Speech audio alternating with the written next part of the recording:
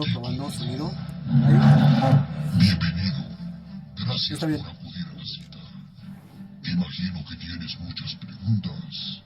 El hombre, desde Sí. sus orígenes, siempre se ha cuestionado tantas cosas y se ha dado la tarea de responder dichas interrogantes.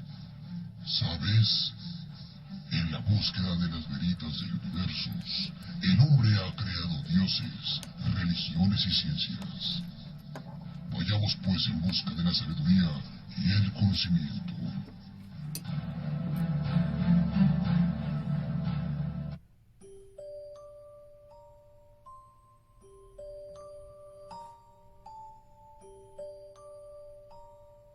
Muy buenas tardes, tengan todos ustedes bienvenidos a una nueva emisión de su programa Veritas de Universos, ya en la fase final del mes de septiembre del 2019, después de tantos sustillos que hemos tenido este año en cuanto al cambio climático, temblores, etcétera, etcétera. Pues ya estamos del otro lado, ya nada más va a llegar el pancito de muerto y luego la rosca de Reyes y ya se acabó el año.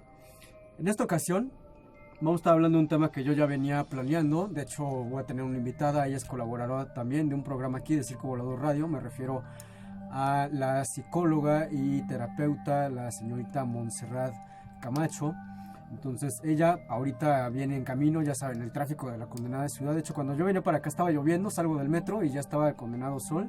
Está bien extraño el clima, pero nunca está de más salir de casa con una sombrilla y con una buena chamarra. Medios de comunicación de aquí de Circo Volador, tenemos el teléfono en cabina, el 67980790 y el WhatsApp 5537662059. Hay quien pregunta si realmente se usa el WhatsApp. Pues sí, sí se usa para sus dudas, comentarios, sugerencias, observaciones, fe de ratas, todo eso lo pueden utilizar el WhatsApp aquí de cabina Circo Volador Radio. Redes sociales nos pueden encontrar en el Facebook como Circo Volador, como Circo Volador Radio, a un servidor. La fanpage, por si no le han dado like, es Veritas de Universos y el Facebook de un servidor es asmisael.montenegro de Lerx. En el Twitter, ahí donde aventamos también los flyers y todo lo que va a haber aquí en el recinto, es @Circo Volador. A un servidor me pueden encontrar como @asmisael. Y en Twitter, en esa red social de las 1001 imágenes, nos pueden encontrar como Circo Volador y a un servidor como Lord-Asmisael.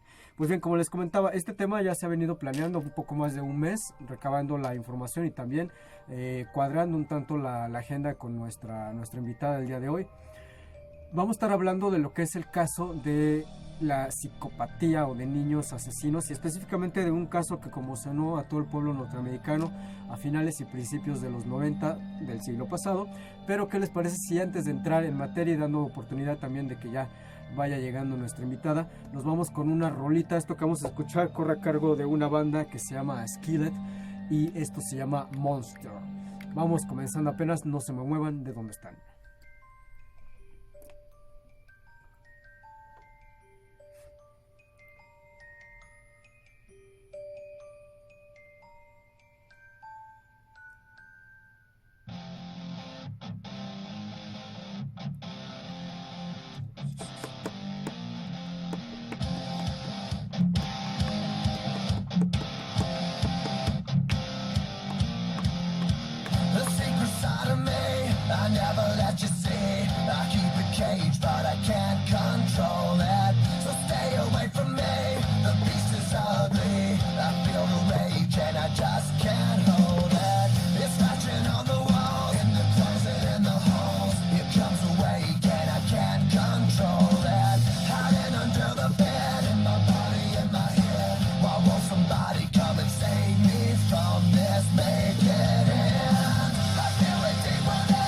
It's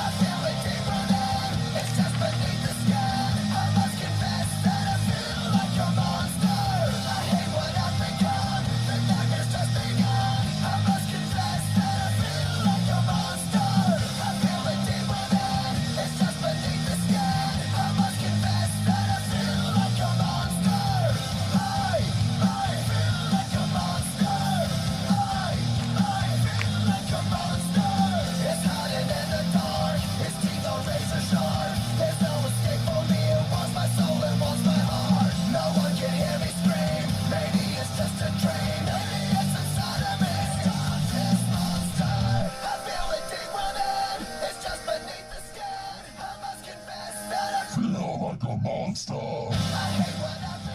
Si le pongo pausa.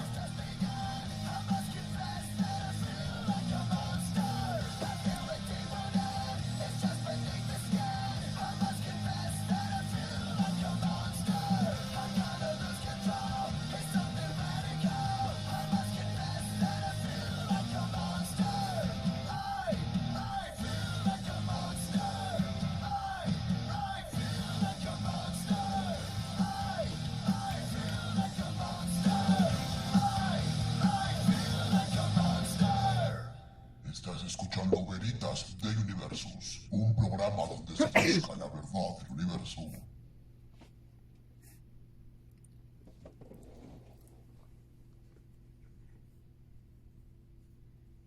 Escuchando Veritas de Universus, un programa donde se busca la verdad del universo.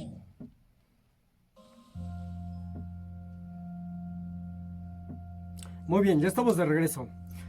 La verdad es que qué bonita rola, pero para el tema que estamos tratando no va... Bueno, sí va acorde, pero se escucha un poco extraño el asunto. Pues bien, les voy a ir dando una pequeña introducción al tema en lo que llega nuestra invitada, que por ahí me acaba de echar una llamada telefónica que está atorada en el tráfico. Ya saben, para los que vivimos aquí en Chilangolandia, el decir llego en 5 minutos se convierte en 20 y llego en media hora, ya no me esperes. Este tema de la psicopatía infantil realmente tiene mucha importancia. ¿Por qué? Los seres humanos desde temprana edad son aprendices de ciertos comportamientos.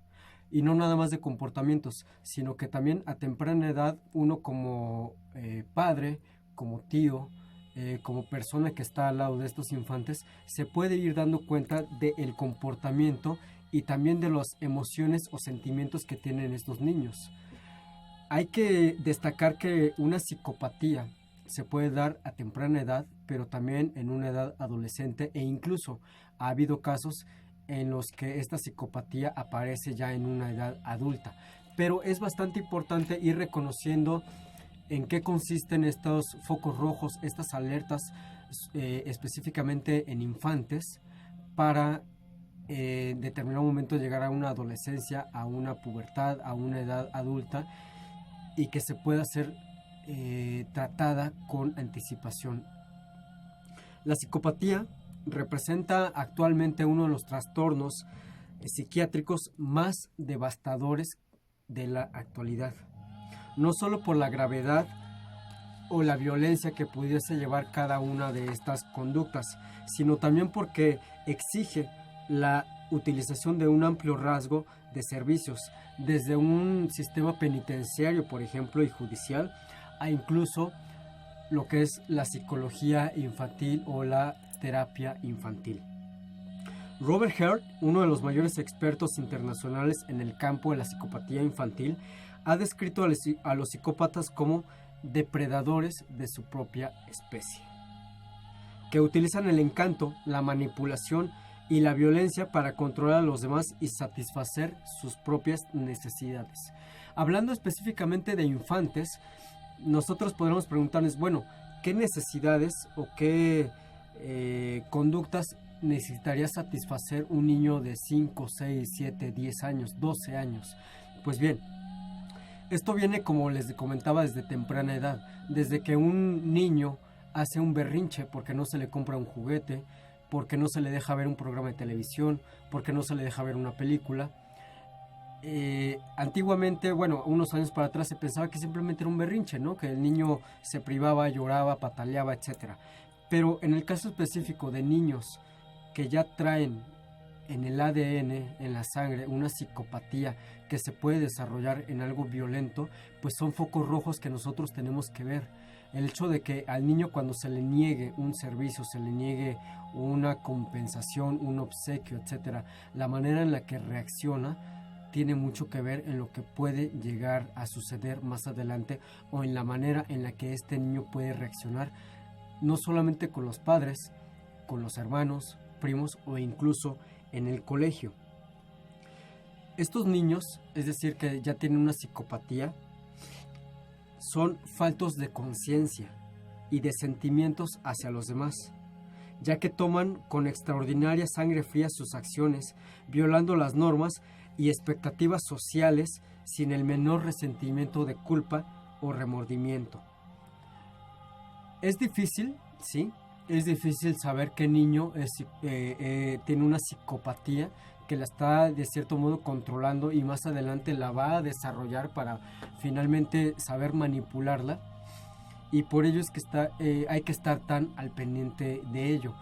Un sociópata, un psicópata, es totalmente ajeno a emociones, a sentimientos que un servidor, que ustedes que me están viendo, que me están escuchando, podríamos desarrollar.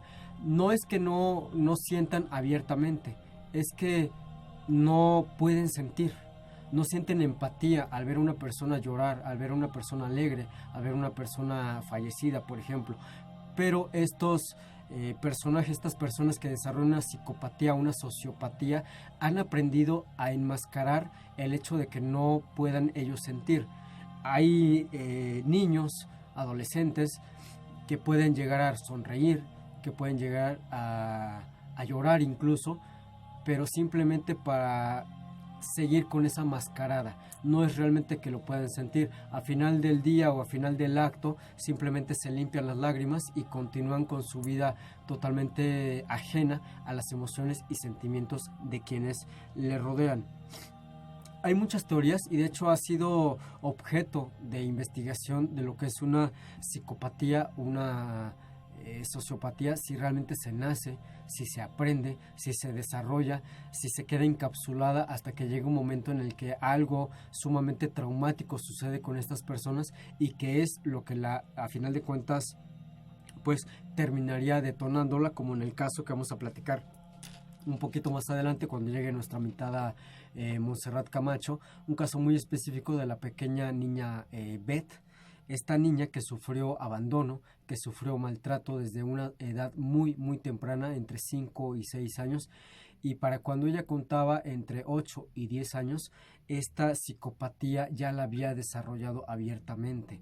Fue una niña que la manera de expulsar ese dolor o ese castigo que sufrió desde muy pequeña fue obviamente haciéndole daño a quienes lo rodeaban, desde seres vivos como pájaros, gatos, perros y finalmente a su hermano pequeño. No es que la niña fuera mala, me gustaría mucho y yo creo que lo vamos a platicar con la especialista Montserrat más adelante, que no hay que satanizar a estos niños, de decir, ay, es el hijo del diablo, es el anticristo porque le gusta hacer daño a los demás.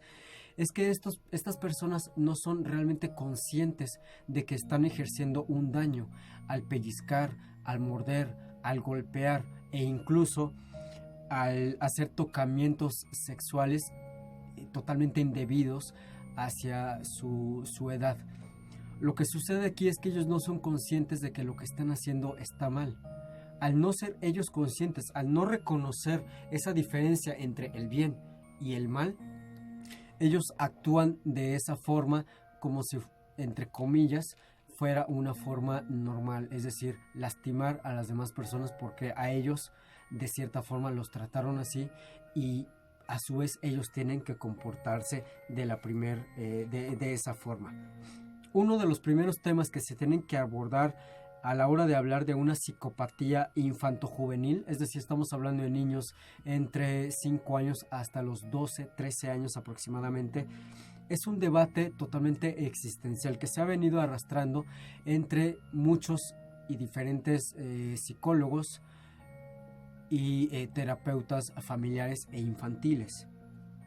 Desde la primera posición, Segre Grison, un investigador, señalan la similitud entre cómo el adolescente tramita esta fase del desarrollo y las características psicopáticas con respecto a un factor de relacionarse con las personas que le rodean. Es decir, tenemos por ejemplo el afecto que se vive dentro de un núcleo familiar, el afecto que se le da a un amigo y finalmente un afecto que se le da a un ser querido. Un adolescente, y creo que muchos de los que me están escuchando y me están viendo, sabemos que cuando entramos a esa etapa de la adolescencia, pues empezamos a sentir algo por la persona del sexo opuesto o del mismo sexo, y nuestra mente empieza una especie de conflicto entre qué es lo que sentimos, por qué lo sentimos. Bueno, en el caso de estos niños, de estos adolescentes que sufren una psicopatía, para ellos es todavía más complicado el asunto del rechazo. De decir, por ejemplo, a una niña que les gusta en quinto de primaria, sexto de primaria, decirle me gustas, quieres ser mi novia, y cuando sienten ese rechazo, algo en su mente se detona. Generalmente una persona que no tiene psicopatía reacciona de diferentes maneras, como pueden ser alejarse, sentir tristeza, sentir ese rechazo e incluso insistir. En el caso de los sociópatas o que tienen una psicopatía, ellos lo elevan a una potencia más arriba. Ellos toman ese rechazo mucho más fuerte. Es decir, no es de a lo mejor le gusta otro niño, o a lo mejor tengo algo malo que no le gusta a ella o a él.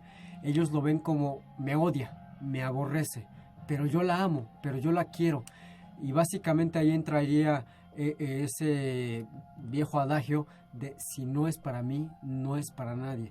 En una edad muy temprana de estos niños entra también una especie de instinto muy primitivo. Los niños que tienen esta psicopatía tienden a hacerle daño a esta persona, a la persona en la cual han fijado sus emociones y sus sentimientos. ¿Cómo lo hacen de una manera primitiva? Pues básicamente como si fueran animales, es decir, pellizcan, punzan con el lápiz, con la pluma, e incluso llegan a morder.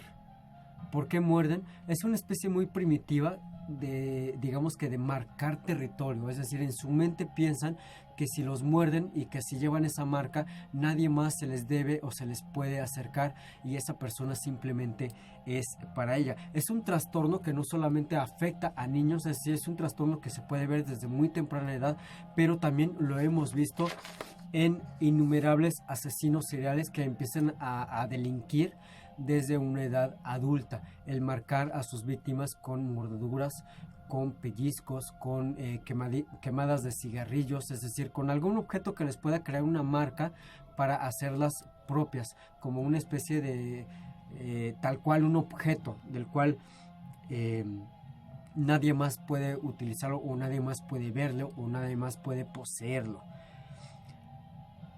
Otra razón por la cual se puede denotar esta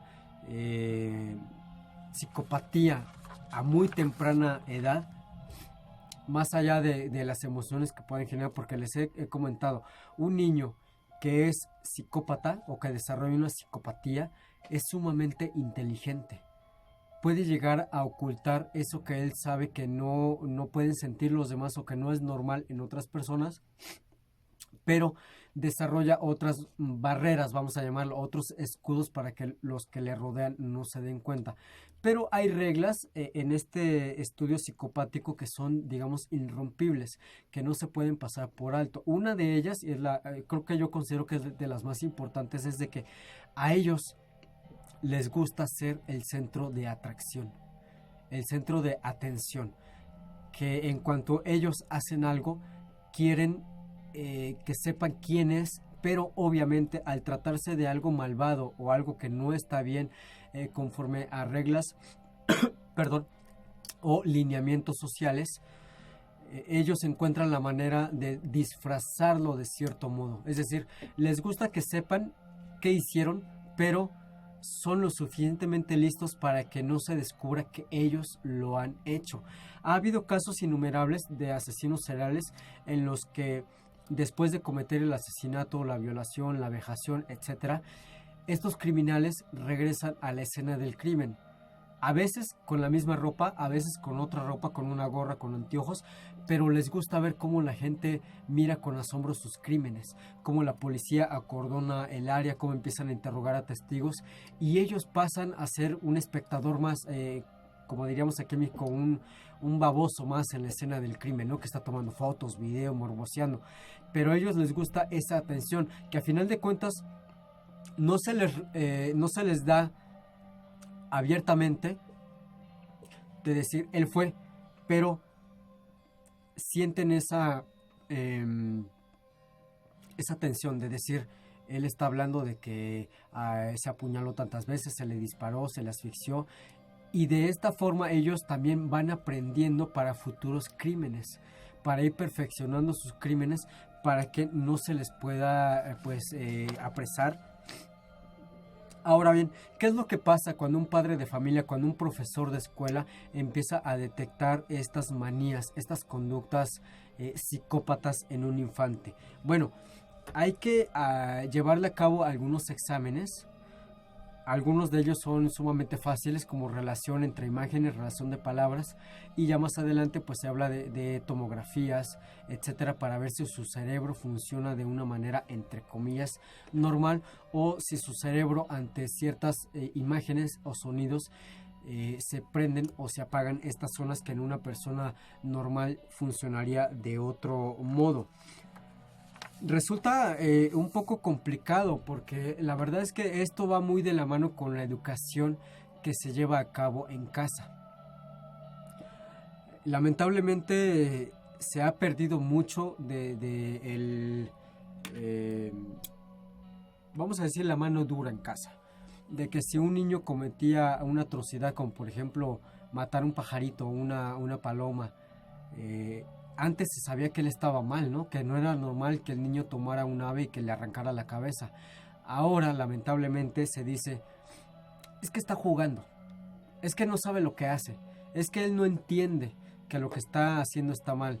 Creo que es una conducta bastante violenta. El hecho de que un infante de 6, 7 años mate a un ave y le arranque la cabeza es un foco rojo que se debe de activar en los padres, en los abuelos, en los tíos, en los profesores que conviven con este niño, que esa es una escala.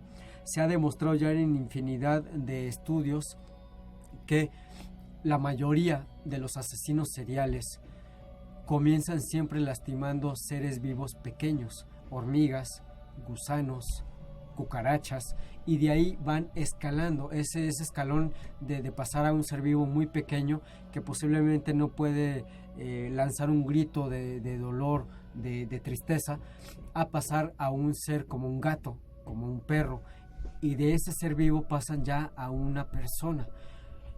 Pero cuando sucede eso se desconectan. Hay muchos estudios en estos asesinos seriales que dicen que cuando pasan de matar a un animal, un gato, un perro, a matar a un ser vivo, no sucede nada en su cabeza. Es decir, no conocen, no se dan cuenta de ese escalón tan grande que han pasado de asesinar a una mascota a un ser humano, a un niño, una niña, un ser adulto. Y vamos un poco más allá. Esta psicopatía es degenerativa, nunca es una psicopatía que tiene límites, es decir, el límite simplemente es el cielo. Ahora bien, esta psicopatía en el desarrollo también de la mente y del cuerpo de estos niños puede irse exponencialmente. Hay sociópatas que el asesinar a un ser humano, a una persona, les trae, por ejemplo, tranquilidad o paz emocional. Ha habido casos muy graves en los que no nada más hay una psicopatía, sino también una esquizofrenia, perdón, en la que se acompaña de alucinaciones, tanto de imágenes como alucinaciones auditivas, en los que si ellos no asesinan, esas imágenes o esas voces no cesan. Pero ya entrando en una edad, ya pasando por la adolescencia y ya entrando en una edad adulta, madurez, el hecho de asesinar a personas les trae consigo una especie de regocijo de índole sexual, en el cual tanto hombres como mujeres no son capaces de llegar a un clima sexual si no asesinan a una persona. Y se va convirtiendo como muchas de las necesidades fisiológicas del ser humano se convierte tal cual, y valga la redundancia, en una necesidad, que ellos no son capaces de estar en paz, de no dormir, de no comer, de no sentir un orgasmo si no asesinan a una persona, y se convierte tal cual de una necesidad a un vicio que es totalmente descontrolado. ¿Qué es lo que sucede cuando pasa esto? Bueno, este sociópata o este psicópata, que era tan inteligente para no dejar huellas en la escena del crimen, para no dejar algún vestigio que lo pudiese relacionar con estos crímenes, se va perdiendo, se va distorsionando su realidad y va cometiendo errores, porque esa necesidad que siente de sentirse aceptado, de sentirse amado, de sentirse parte de algo, e incluso, ya hablando sexualmente, de sentir este clímax, este orgasmo, y que no le interesa otra cosa más que volver a sentir eso, se va descuidando y va dejando ciertas evidencias. La gran mayoría de asesinos seriales que han existido no nada más en nuestro país, sino a lo largo y ancho del mundo, han cometido este error cuando llegan a ese punto en el cual se convierte totalmente vicioso el sentirlo. Tenemos a un Ed Gein, tenemos a un Ted Bundy, tenemos a un Chikatilo, etcétera, etcétera, etcétera. Y se pensaba, de hecho se pensaba incluso al inicio de estas investigaciones de los niños que desarrollaban esta psicopatía, que tenía mucho que ver con el país. Por ejemplo, le echaban la culpa a Estados Unidos, ¿no? Que los niños estaban frente a un televisor viendo armas, viendo guerra, viendo dolor, viendo destrucción, que eran generaciones que habían crecido con la guerra de Vietnam, con la guerra de Corea, con la guerra del Golfo, con la guerra de Afganistán, la invasión a Irán, etcétera, etcétera.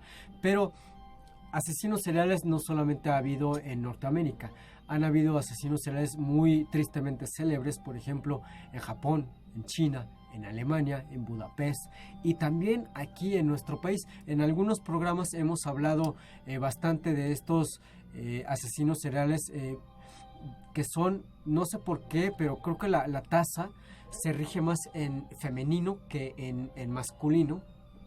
Sabemos que las mujeres llegan a una edad de madurez mucho más temprana que el hombre, y que incluso las mujeres pueden llegar a ser, criminalmente hablando, más inteligentes que un hombre. Tenemos casos en el país como las poquianchis, por ejemplo. Creo que es uno de los casos más mencionados y más conocidos por la cultura mexicana. Pero volvemos al punto de partida. Es algo que ya se trae, es algo con lo que prácticamente se nace, pero que no se desarrolla en la mayoría de los casos, sino hasta que ocurre un evento totalmente traumático. Lamentablemente el evento traumático detonante en la mayoría de los casos es un abuso por parte de un adulto, ya sea un adulto extraño o un adulto que es parte de la familia, del cual ha abusado de estos niños o de estas niñas desde muy temprana edad. Y cuando ellos desarrollan ya esta psicopatía, cuando se desconectan totalmente de eso que llamamos la diferencia entre el bien y el mal, entonces ellos se convierten de ser una presa al ser un depredador, de ser la persona del cual abusan a convertirse en un abusivo. Lo voy a platicar con nuestra psicóloga cuando llegue, pero aquí en México lamentablemente se han dado muchos casos de esos, de niños que posiblemente no lo traían, que posiblemente no eran unos psicópatas de nacimiento, pero que el entorno los fue moldeando de esta forma. Narcomúsica, narcoseries, narcopelículas, vamos, malamente se le llama narcocultura, en el cual es totalmente normal golpear, vejar, violar e incluso asesinar. Es algo a lo cual se ha estudiado por décadas, pero que lamentablemente ya se convirtió prácticamente en una epidemia. Estos niños que se convierten en asesinos desde muy pequeños, y que a pesar de que han estado en diferentes instituciones médicas y que han estado bajo control médico por medicinas, por hipnosis, por terapia grupal, terapia personal. Realmente ellos pero muy pocos, yo me atrevería a decir, y yo creo que nuestra especialista en la materia cuando esté aquí en cabina me va a dar la razón, son casos 1 en 1 millón de estos infantes que logran de cierta manera aprender a sentir. ¿A sentir qué? No es que ellos no tengan emociones o sentimientos, es decir, pueden sentir dolor, pueden sentir tristeza, pueden sentir alegría, pero que no pueden sentir esa empatía. Aquí la palabra clave que diferencia entre un sociópata, un psicópata y una persona que no tiene estos problemas psicológicos es la empatía. Que sean totalmente capaces de sentir esa transmisión de alegría o de tristeza de quien está a su lado y que no solamente lo fingen. Porque han habido casos en que son muy buenos fingiendo esas emociones, de que si ven, por ejemplo, en un velorio, ven que todos están llorando y él no siente esa tristeza, pero con tal de ser parte de, son capaces de llorar. Nos vamos al otro extremo. Llegan a una fiesta y todos están riendo, jugando, el payaso, la piñata, etcétera, pero a ellos no les causa gracia, pero con tal de pertenecer a ese círculo son capaces de divertirse y son capaces también de reír. No por el hecho de pertenencia, de querer pertenecer a ese círculo, sino por el hecho de pasar desapercibidos. Son lo suficientemente inteligentes de que saben de que si no ríen o si no lloran, alguien se va a dar cuenta de que no lo están haciendo y entonces la charada se va a caer abajo. No sé si todavía estoy a tiempo antes de mandar a la canción del medio. Tenemos por ahí todavía tiempo. Ok. Lo que vamos a platicar con nuestra especialista, Montserrat Besoy, cuando llegue, va a ser un caso un poco específico, la pequeña Beth, pero también voy a tener la oportunidad de ahondar un poco más en el tema de estos niños. La verdad es que el tema da para mucho. Yo, por la premisa del tiempo y de que lamentablemente nuestra invitada no nos pudo acompañar los 60 minutos del programa, vamos a sacarle lo más que podamos de jugo a la intervención de nuestra invitada, pero también voy a hacerle la invitación a nuestra especialista para que nos acompañe en otro programa para ahondar más en la materia, porque la verdad es que es sumamente interesante, es muy interesante, no solamente desde el punto de vista de investigación, sino para muchas de las personas que me hacen el favor de verme, de escucharme, pues muchos de ellos son padres de familia. No digo que sus hijos sean unos sociópatas, pero también es importante aprender a ver estos focos rojos, tanto en nuestro núcleo familiar como por ejemplo los compañeros que tienen nuestros hijos, nuestros sobrinos en las escuelas, detectarlo a tiempo para que no vaya a haber un caso lamentable más adelante. Porque repito, muchos de estos ataques o estas agresiones en cuanto a infantes no se dan en casa. Muchos de ellos se dan en las aulas infantiles, en los kinder, en las guarderías e incluso en las primarias. Y pues debido a que también hay una mala atención por parte de las maestras, directoras que están en estos colegios, no se dan cuenta de ellos y piensan que simplemente fue una pequeña riña entre dos niños, ¿no? Entre que Héctor mordió a Luis, lo mordió en el brazo y pues estaban peleando, ¿no? Porque a lo mejor le quitó el lápiz, le quitó el oso de peluche, etcétera. Pero la verdad es que son focos rojos a los cuales hay que ponerle mucha atención, porque de pasar a una mordida podrían pasar incluso a una violencia física e incluso sexual, en la cual ya se ha dado lamentablemente aquí en nuestro país, en la capital, en la cual las maestras y los directivos se lavan las manos completamente diciendo: es que tengo a cargo 40 niños y no puedo ponerle atención a 40 niños a la vez. Bueno, ya estamos entrando en problemas que tienen que ver con la educación pública, de cómo es posible que un solo adulto tenga a su mando a 40 niños. O sea, imagínense qué es lo que pasa cuando 5 niños a la vez le dicen a la Miss: quiero ir al baño. O sea, ¿cómo llevas al sanitario a 5 niños? O cuando se están peleando 2 contra 2, 3 contra 3, ¿cómo los separas? Realmente no se puede. Falta mucha educación, no nada más a nosotros como adultos, como padres de familia, sino también una educación tal cual a esas personas a las cuales les dejamos a nuestros hijos en guarderías, en kinder, en primaria, porque lamentablemente también esta cuestión de que los niños ya vienen con una psicopatía ha ido a la alza en los últimos 20 años, no solamente en nuestro país, sino a un nivel mundial.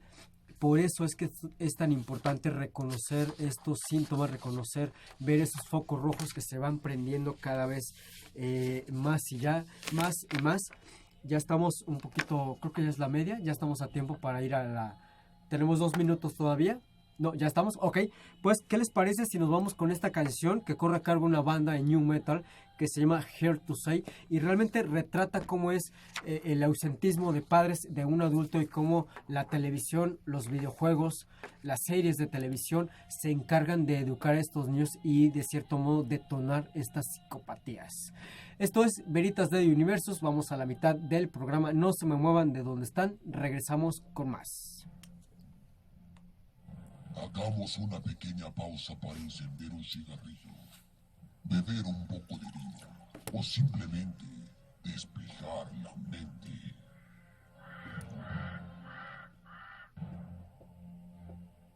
Hagamos una pequeña pausa para encender un cigarrillo, beber un poco de vino o simplemente despejar la mente.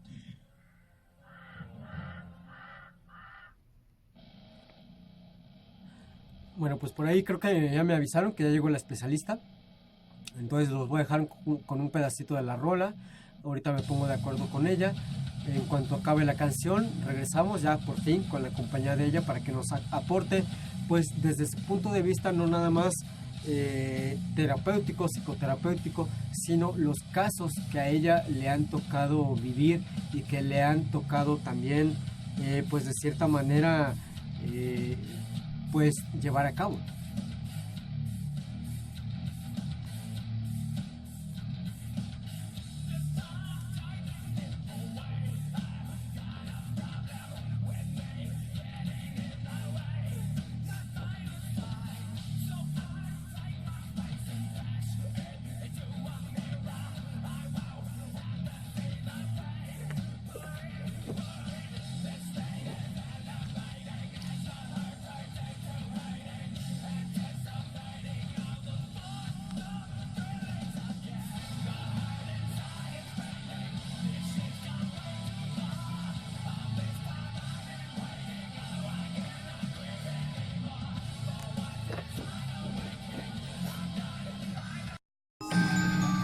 Gracias por aguardar este tiempo.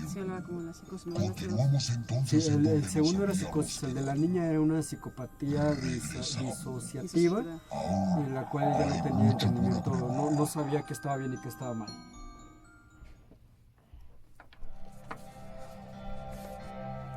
Ok, ya estamos de regreso, ya estamos aquí con la invitada, terapeuta, psicóloga, Montserrat Camacho. En el primer bloque les estuve dando una pequeña introducción acerca de lo que son los casos más famosos en cuanto a niños asesinos, es decir, casi siempre se habla de adultos, gente que tuvo una infancia muy traumática, que fue sometida a un maltrato, a violaciones, vejaciones, etcétera, y que cuando ya son adultos se convierten en asesinos. Es que es muy difícil manejar como el término de niños, porque hasta la fuerza, la crueldad con la que manejan las situaciones lo hace parecer como si fuera un adulto. Exacto, al no tener un entendimiento de qué está bien y qué está mal. Medir la fuerza, ¿no? El hecho de que ellos lo puedan hacer y al no empatizar, que ese es el principal problema, no empatizan con el dolor ajeno. Entonces, pues se ensañan. Y entonces por eso pareciera que la fuerza es mayor al que sea de un niño. Por eso es que en la mayoría de los casos, ¿no? Bueno, ahorita vamos a comentar algún caso, pareciera que lo hizo un adulto, que no lo hizo un niño. De hecho, cuando llegan a consulta niños con situaciones así como psicóticas, esquizofrénicas, los padres no se lo pueden creer, ¿no? Es como de, no puede ser, pues si tiene 3 años, 4 años, 5 años, y empiezan a poner ciertos síntomas ya a partir de esa edad. Está viendo un documental donde se puede llegar a confundir lo que es una psicopatía a lo que es una enfermedad como por ejemplo la esquizofrenia, que sí, les dan ataques, empiezan a destruir todo, golpear, se puede llegar a confundir. Sí, porque hay muchas similitudes también, Lo importante de los casos, como se ha mencionado ya en algún momento, yo creo que tú lo has puesto aquí en consulta y seguramente cuando lo has manejado a lo mejor en algún caso, es que todos los síntomas son diferentes. Aunque pareciera que los casos son parecidos, hay síntomas diferentes. Por eso es que ciertos trastornos pareciera que pueden como embonar, pero aún así no ser. Por eso es que también en caso de los niños hay que ser como muy así, muy precisos, ¿no? Muy particular con el pequeñito, porque sí se puede confundir en muchos casos. ¿Te ha tocado? Sí, ¿Te ha tocado me ha tener tocado, niños? sí, claro, me ha tocado niños esquizofrénicos, me ha tocado pequeños ya... Lo que pasa es que, por ejemplo, cuando se habla de un psicópata, en un niño psicópata, generalmente lo que no tienen edad como para ser diagnosticados. Lo que hace es que son signos. Y entonces, ¿qué puede ser, por ejemplo, cómo tratan a los animalitos, la crueldad con la que tratan a los animalitos? Tú, un niño que tiene ciertos signos psicópatas, tú le puedes castigar y para él el castigo no importa, como no hay empatía con el otro, entonces el dolor ajeno no le viene ni le va, o sea, él se puede reír de ver a alguien que se murió. Y a veces se pareciera que son niños, por ejemplo, que lo hemos leído, ¿no? Como en estilos de crianza, que a lo mejor el estilo de crianza es el que ha sido incorrecto, pero un niño con esa sintomatología, el estilo de crianza no tiene nada que ver. Ya son situaciones que ellos ya están presentando. Ya si fuera el estilo de crianza más democrático, el que más se sugieren los padres, ya los síntomas ya están. Entonces durante mucho tiempo la pregunta en cuanto a asesinos seriales era, ¿nace o se hace? Yo realmente creo, mira, hay muchas corrientes, ¿no? Y hay muchas personas que suelen pensar como desde la historia del desarrollo, si bien vemos casos como muy importantes y muy significativos, siempre tienen una madre muy cruel, ¿no? Un padre violador, un abandono, si hay situaciones que pudiese ser que el ambiente ha favorecido a ciertas patologías. Sin embargo, yo creo que ya el pequeño no viene como una hoja en blanco. Okay. O sea, a veces podríamos parecer que ya ellos vienen y todo absorben del ambiente, pero no. O sea, yo creo que la parte genética, para mí, sería la que más pesa. O sea, viene predispuesto, sí, por supuesto. Sin embargo, también creo que todos tenemos en nosotros como ciertos trastornos, ¿no? Y que el ambiente favorece para que se detonen o no se detonen. O sea, si ya los pequeños ya traen cierta predisposición, más aparte la madre es violenta, más aparte se encuentran en un ambiente muy cruel o en una situación difícil para ellos, creo que eso los predispone todavía mucho más y entonces, pues, como que los síntomas salen, ¿no? Más rápido.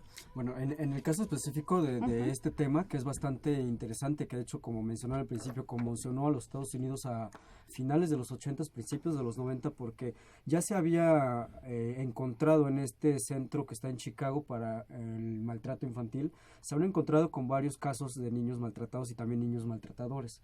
Pero el caso de esta niña, esta Beth Thomas, fue algo, la verdad es que uno ve el documental, ves a una niña con los ojos, yo la vi con ojos vacíos, el cómo ella iba... Es que la mirada, es como si le pasara la mirada. Ah, como tal, como dicen que el alma es la ventana, los ojos son la ventana al alma, cuando el doctor le va haciendo ciertas preguntas, creo que son como de relación o para ir viendo cómo se maneja la niña, el doctor le pregunta, ¿la gente te teme?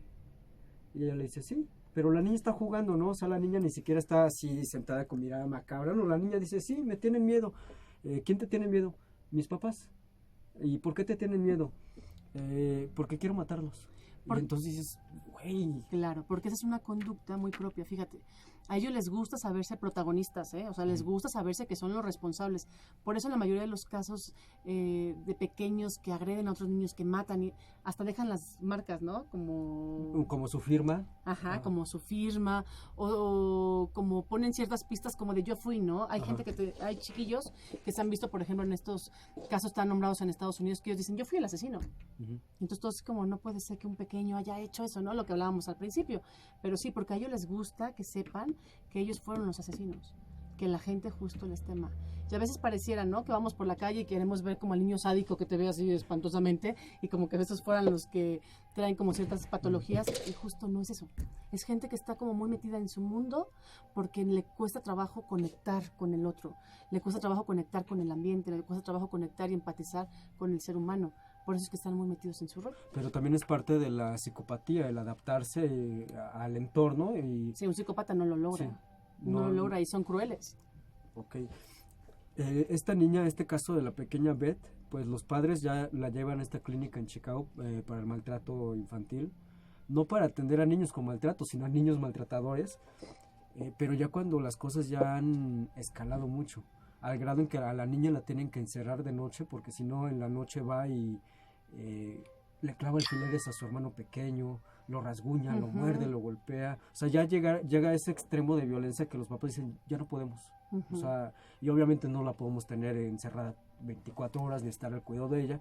Cuando esta niña llega a esta clínica, el doctor Ken, que es el encargado de hacer las primeras entrevistas, de ir haciendo un diagnóstico de la niña, pues obviamente va viendo sus focos rojos, y de esos focos rojos va haciendo las preguntas, y bueno, al final de cuentas lo que él opta es por tenerla ahí, por internarla, porque es una niña que no va a responder con medicamento, con una terapia de 2 veces a la semana, sino que necesita un aislamiento exactamente, y también un reinicio de cerebro, que es lo que tratan de hacer con esta niña, que le dice, es que ella tiene que aprender a obedecer, tiene que aprender a pedir permiso, o sea, le reinician toda la conducta que ya llevaba, obviamente supervisada y no de un modo tan estricto como militar, pero sí muy, muy estricto, apegado a lo que es esta clínica.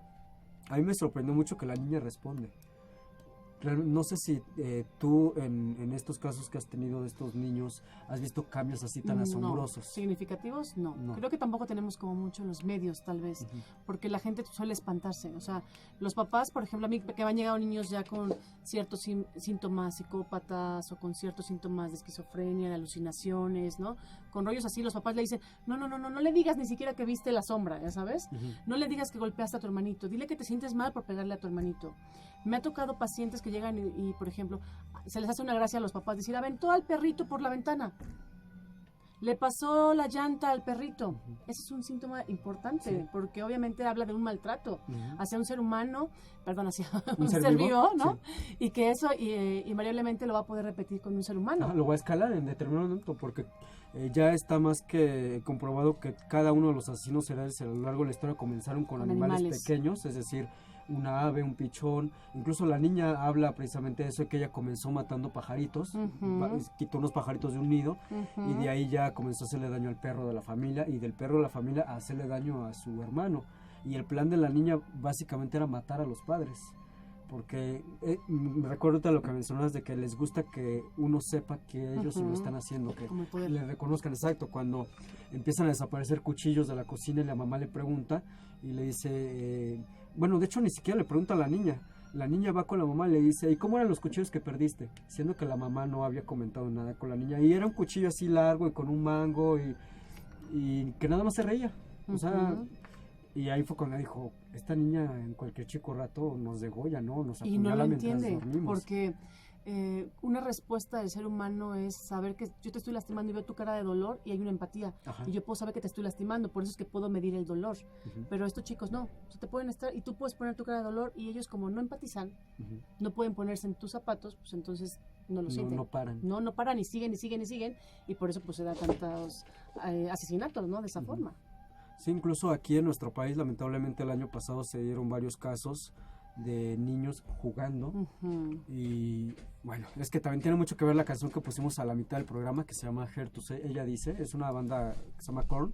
La canción habla básicamente de cómo la televisión bombardea con comerciales, películas, pornografía, violencia, etcétera, ¿no? Y va escalando. En el caso aquí en nuestro país, pues lamentablemente los niños del norte del país, su alimentación es la narcomúsica, las narconovelas, las narcoseries, etcétera. Unos niños del norte, me parece que fue en Chihuahua, juegan al secuestro. Secuestran al vecinito, un niño de 5 años, se les pasa la mano y pues, termina muerto el niño, en un hoyo lo meten y nadie vio, nadie supo, ¿no? O sea, creo que esos niños, bueno, obviamente estaban mal de la cabeza, ¿no? Pero creo que en ese sentido lo ven con normalidad. Creo que ahí no tiene que ver que tengas una psicopatía o no. Bueno, lo que pasa es que justo este bombardeo de tantos programas de narcos y pareciera que es toda una gracia, ¿no? Y juegan a ser narcos y el secuestro se escucha en todos lados, ¿no? Sí. En todos los medios se maneja. Y entonces, pero aún así, yo creo que ahí no hay empatía con el dolor. Porque yo puedo estar jugando a que puedo secuestrar, pero si hay un dolor, si ya estoy representando un dolor, entonces me está hablando que no hay una empatía con el dolor ajeno. Y entonces eso puede ser un síntoma de una persona que pueda convertirse en algún punto o ser en algún punto psicópata, ¿no? O sea, hay varios factores que podrían detonar esto, pero ese sería uno importante. Y sobre todo también, ¿sabes qué? Como en la que hacen toda una estrategia, ¿no? O sea, Ajá. que realmente lo planean, lo hacen con el dolo, ¿no? Que a lo Sí. mejor, porque puede pasar que tal vez jugando se te fue, bueno, que no estaría tampoco bien, pero a lo mejor en un golpe con un bat porque estábamos jugando, no es lo mismo a que si yo hago y planeo todo para darte con un bat. Sí, porque de hecho en este caso a este niño lo aíslan. A este niño le hablan, lo llevan a un lote baldío, lo golpean, lo amarran. O sea, todo estaba muy, ah, podríamos decir que o planeado o estaban recreando lo que vieron en la televisión, de cierto modo, porque dicen, no, bueno, un niño va a tener la capacidad realmente de planear todo eso.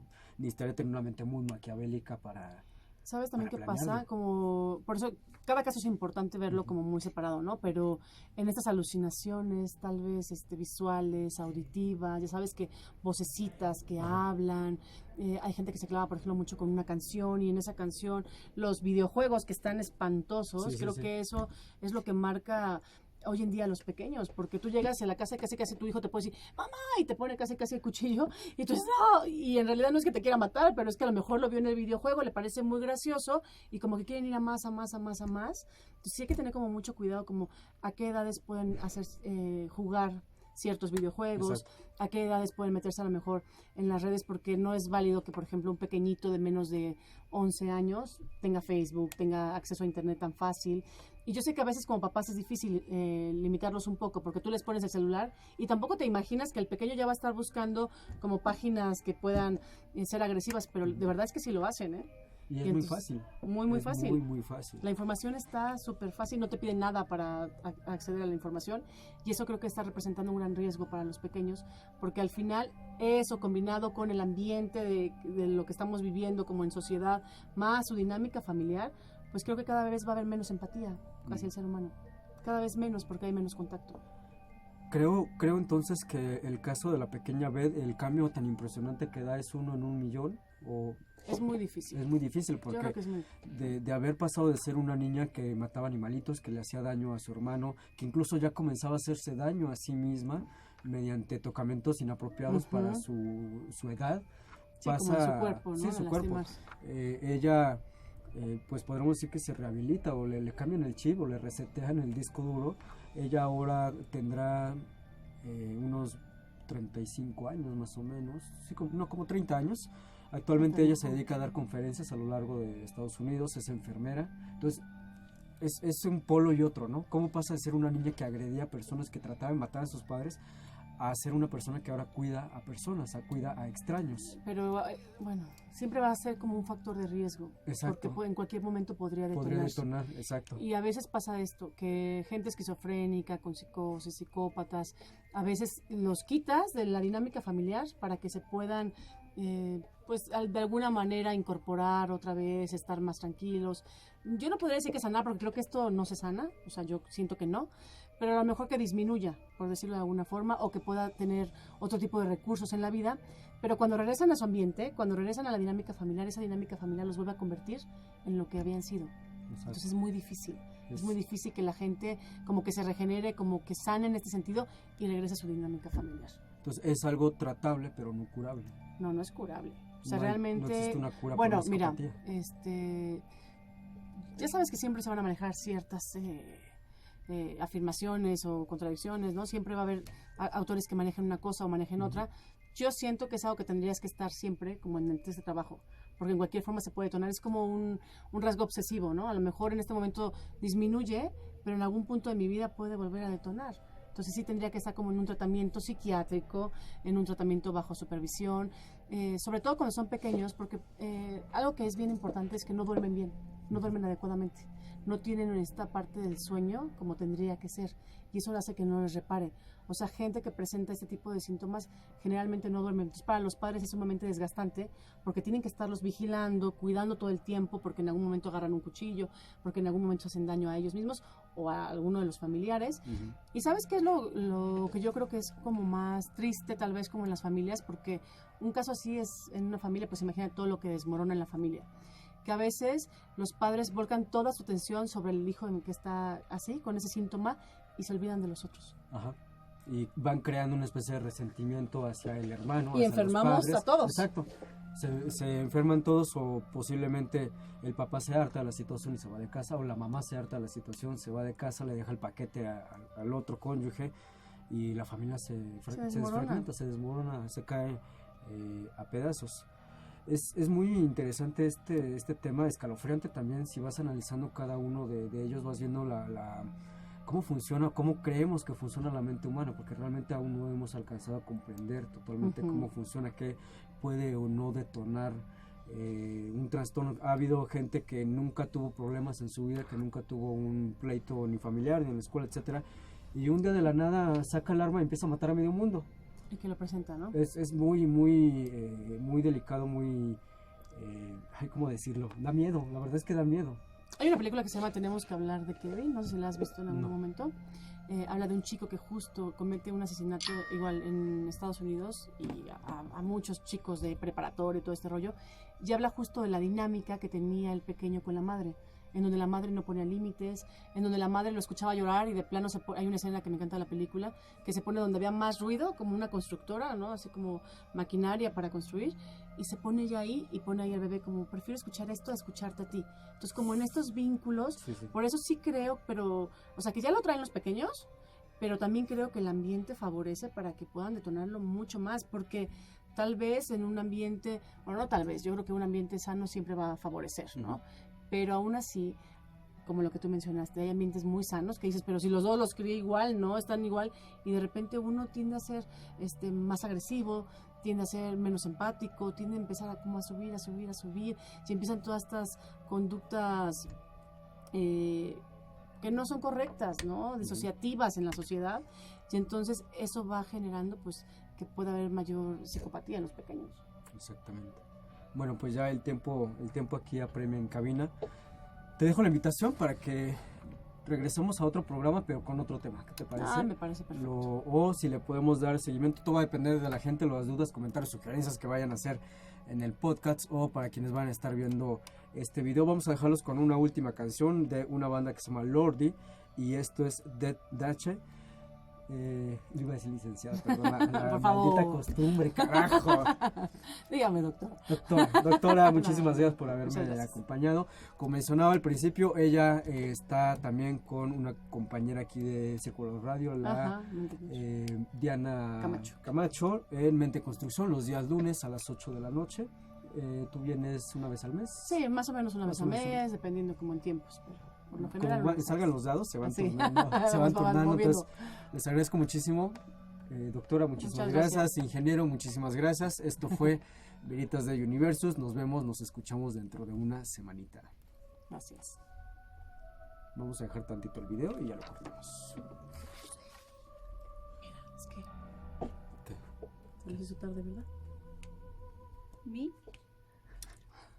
Niñas, pélense en casa.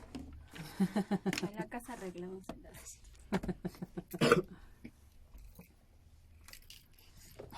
Yo la verdad en la mañana sí pensaba cancelarte. ¿Sí? Traigo una gripa. Sí, ya te vi. Mal. ¿No tenemos vasitos?